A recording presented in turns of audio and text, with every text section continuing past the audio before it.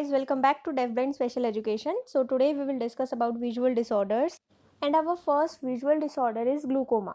तो ग्लूकोमा किसे कहते हैं? तो ग्लूकोमा एक ऐसी कंडीशन होती है जिसमें हमारी ऑप्टिक नर्व यानी कि हमारी आइज़ के अंदर जो नर्व ब्रेन को सिग्नल सेंड करती है वो नर्व हमारी ख़राब हो जाती है।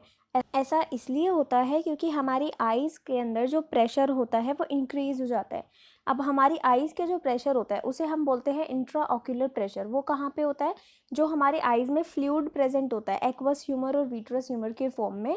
तो विट्रस ह्यूमर की फॉर्म में जो फ्लूइड प्रेजेंट होता है वहाँ जो प्रेशर होता है उस प्रेशर को हम बोलते हैं इंट्राऑक्यूलर प्रेशर।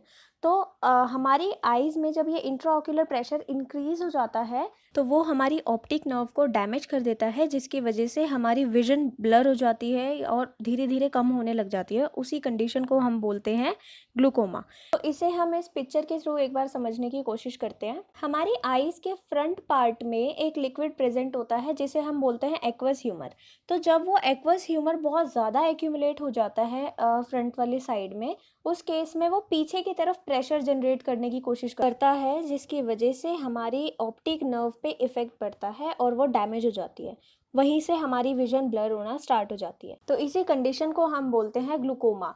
अब बात करते हैं इसके सिम्टम्स की। हमारी विजन लॉस हो जाएगी, हमारी आइज़ बहुत रेड रहेगी, आई में पेन होगा और सब कुछ धुंधला दिखाई देगा और हमें वॉमिटिंग भी फील होने लगेगा। So that's all are about glaucoma. Now the next topic is cataract. Cataract Hindi में हम इसे बोलते हैं मोतियाबिंद, जो नॉर्मली बूढ़े लोगों में या फिर काफ़ी 70 अबव लोगों में अप्रॉक्स नॉर्मली बहुत कॉमन कंडीशन होती है। सो इस कंडीशन में क्या होता है, जो एक पेशेंट का आई लेंस होता है वो नॉर्मली तो अगर हम देखते हैं तो वो बिल्कुल क्रिस्टल जैसा होता है, बट एक कैटरैक्ट पेशेंट के साथ क्या होता है, उसका आई लेंस क्लाउडी हो जाता है, वाइटिश हो जाता है, जिसकी वजह से उसको ब्लर दिखाई देने लगता है, जैसा कि हम पिक्चर में देख ही रहे हैं। तो कैटरैक्ट के कुछ सिम्टम्स होते हैं, दैट इज़ कि इसमें विजन ब्लर हो जाती है और रात के टाइम पे देखने में परेशानी होती है। कलर्स को देखते हैं तो वो बहुत हल्के दिखाई देते हैं या फिर उसकी जगह black and white colours appear होते हैं। एक ही चीज़ की दो इमेजेस उन्हें दिखाई देती हैं। आई पावर उनकी बहुत जल्दी जल्दी चेंज होती रहती है और किसी भी तरीके की लाइट से उनकी आइज़ को बहुत इफेक्ट पड़ने लग जाता है। So that's are the symptoms of cataract. तो कैटरैक्ट होने का रीज़न बेसिकली जो स्मोकिंग करते हैं, उस ड्रग्स का इंटेक करते हैं, किसी को डायबिटीज़ है, कोई परेशानी है, ट्रॉमा से गुजर रहा है कोई, या उसने कभी रेडिएशन थेरेपी करवाई है, अदरवाइज यूवी रेज का ज़्यादा इम्पैक्ट पड़ने से कैटरैक्ट की कंडीशन हो सकती है। इसका ट्रीटमेंट बेसिकली सर्जरी ही होता है और सर्जरी से ही इसको ठीक किया जा सकता है। So that's all are about cataract. So now our next topic is retinitis pigmentosa. So retinitis pigmentosa is a genetic disorder. ये हमारी आइज़ की एक ऐसी डिसीज़ है जिसकी वजह से हम टोटली ब्लाइंड हो सकते हैं। हमारी आइज़ में दो फोटो रिसेप्टर सेल्स प्रेजेंट होते हैं जिसका नाम होता है रोड्स एंड कोन्स, जिसके बारे में हमने पार्ट्स ऑफ ह्यूमन आई की वीडियो में भी डिस्कस किया था।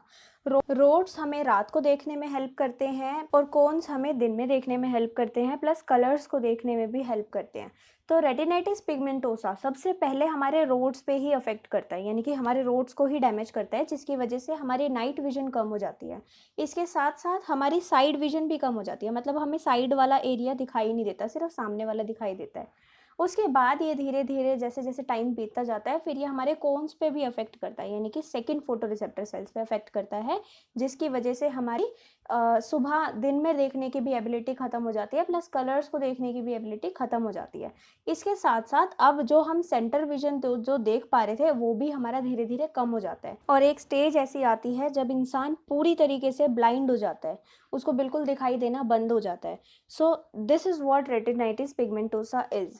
रेटिनाइटिस पिगमेंटोसा ज़्यादातर अर्ली चाइल्डहुड स्टेज में स्टार्ट हो जाता है और धीरे धीरे जैसे जैसे हम 40 ईयर्स तक पहुंचते हैं तब तक हमारी जो विजन होती है वो पूरी तरीके से ख़त्म हो जाती है, यानी कि हम टोटली ब्लाइंड हो जाते हैं उस केस में, और इसका ज़्यादा कोई क्योर भी नहीं होता। तो जैसे हम इस पिक्चर में देख रहे हैं कि अगर एक नॉर्मल इंसान इस लोकेशन को देखे तो फिर वो इतना पूरा एरिया उसे दिखाई देता है, मतलब साइड वाला और सेंट्रल वाला दोनों साथ में दिखाई दे रहे हैं।